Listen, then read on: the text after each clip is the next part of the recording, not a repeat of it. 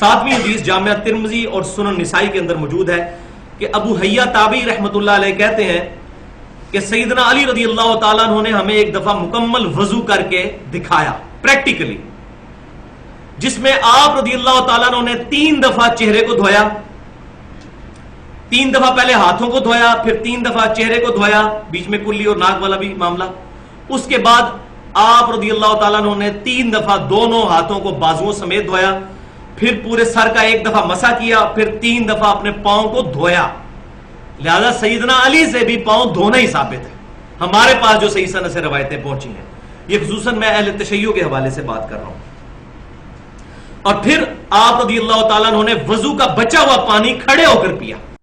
باقی آپ کو صحیح بخاری میں بھی اشارہ ملے گا، کرتا ہوں صحیح بخاری میں ایک حدیث ہے کہ حضرت علی رضی اللہ تعالیٰ عنہ کوفے کی مسجد میں نماز ظہر کے بعد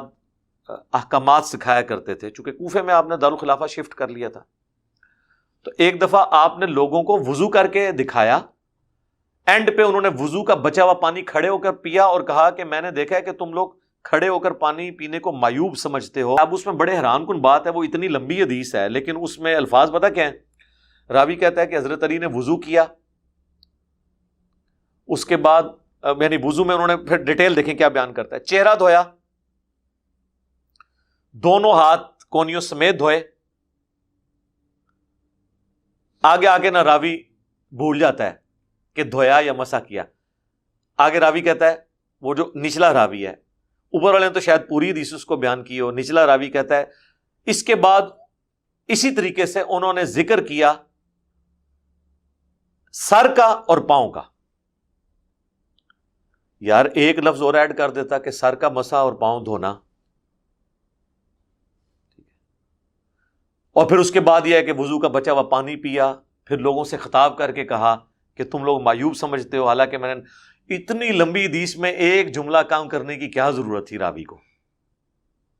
اس سے کوئی حدیث چھوٹی تو نہیں ہو جانی تھی؟ حضرت علی کی اپنی باتیں نقل کی ہوئی ہیں جو نبی علیہ السلام کے وہ ریفرنس سے بیان کر رہے ہیں،